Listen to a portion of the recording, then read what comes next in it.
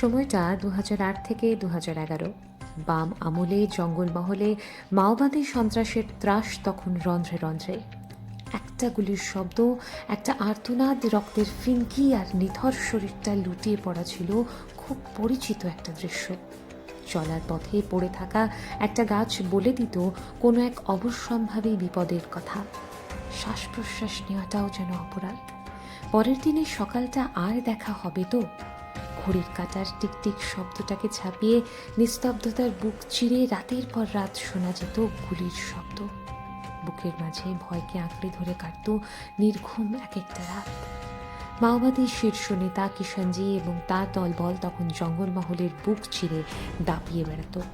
প্রশাসনবিহীন এলাকা তখন মাওবাদী মুক্তাঞ্চল। বহু মানুষের রক্ত আর ভয়াবহ সন্ত্রাসের দিন যাপনের বিধিলিপি যেন ভবিতব্য ছিল জঙ্গলমহলবাসীর। ত্রাসের নায়ক কিষাণজির পাশাপাশি আরেকটা নামেও কাঁপত জঙ্গলমহল। শোনা যায় দুহাতেই নাকি তিনি স্বয়ংক্রিয় বন্দুক চালাতে সিদ্ধহস্ত ছিলেন। মাওবাদী সন্ত্রাস পর্বে অজস্র খুন, সন্ত্রাস ও নাশকতার মামলায় অভিযুক্ত প্রাক্তন মাওবাদী নেত্রী এখন মূল স্রোতে ফিরে পেশায় পুলিশের স্পেশাল হোমগার্ড। তিনি সুচিত্রা মাহাতো। তার আরেকটি পরিচয়, তিনি এখন একজন মা। সুচিত্রা এখন বাঁকুড়া পুলিশ লাইনে স্পেশাল হোমগার্ডের কাজ করেন। বৃহস্পতিবার জাম্বনি থানার পুরনো একটি মামলায় বেল বন্ড জমা দিতে ঝাড়গ্রাম আদালতে এসেছিলেন সুচিত্রা। রাষ্ট্রদ্রোহিতা ও নাশকতার ওই মামলায় সুচিত্রা আগেই আগাম জামিন পেয়েছেন। জাম্বনির একটি মামলায় সুচিত্রা মাহাতো আগেই জেলা জজ পশ্চিম মেদিনীপুর থেকে আগাম জামিন পেয়েছিলেন। সেই মোকদ্দমাতেই আজকে আদালতে হাজির হয়ে জামিননামা দাখিল করা হলো এবং যে বেলটা পেয়েছিলেন সেই বেলটাকে কনফার্ম করা হলো। 2012 সালে মুখ্যমন্ত্রী মমতা বন্দ্যোপাধ্যায়ের কাছে সুচিত্রা ও তাঁর দ্বিতীয় স্বামী প্রবীর গড়াই আত্মসমর্পণ করেছিলেন। পুনর্বাসন প্যাকেজ অনুযায়ী স্পেশাল হোমগার্ডের চাকরি পান সুচিত্রা। এদিন কড়া পুলিশি পাহারায় বাঁকুড়া থেকে ঝাড়গ্রাম আদালতে আসেন সুচিত্রা। সুচিত্রার সঙ্গে ছিল তাঁর 4 বছরের ছেলে সুবীর। সুচিত্রা এদিন ঝাড়গ্রাম সিজেএম আদালতে সশরীরে হাজিরা দিয়ে 2000 টাকার বেল বন্ড জমা দেন।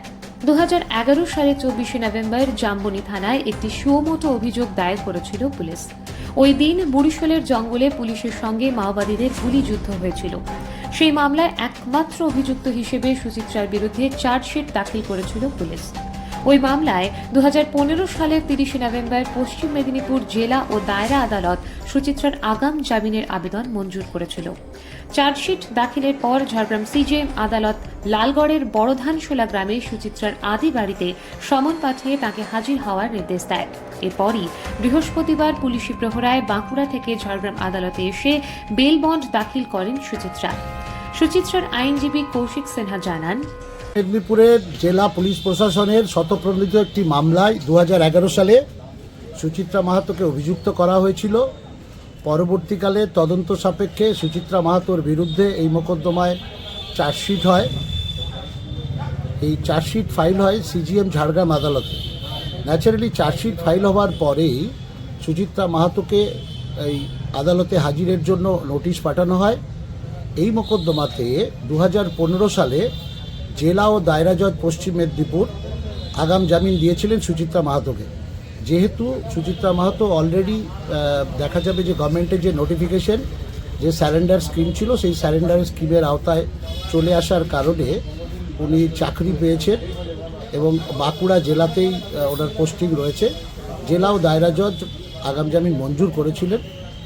সেই মোকদ্দমাতেই আজকে আদালতে এসে জামিননামা দাখিল করা হলো এবং এই মামলার পরবর্তী ডেট পড়বে। মামলা রাষ্ট্রদ্রোহিতার অভিযোগ রয়েছে, এছাড়া আর্মস অ্যাক্টের অভিযোগ রয়েছে, এক্সপ্লোসিভ সাবস্টেন্স অ্যাক্টের বিভিন্ন ধারার অভিযোগ রয়েছে।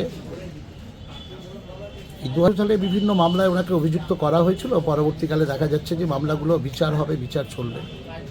মাওবাদী সন্ত্রাস পর্বে সুচিত্রা এবং তার প্রথম স্বামী মাওবাদী স্কোয়াড নেতা শশধর মাহাতো ছিলেন জঙ্গলমহলের ত্রাস। যৌথ বাহিনীর গুলিতে শশধরের মৃত্যু হয়েছিল। পরে আত্মসমর্পণ করে মূল স্রোতে ফেরেন সুচিত্রা। তার আগে প্রবীর গড়াইকে বিয়ে করেন।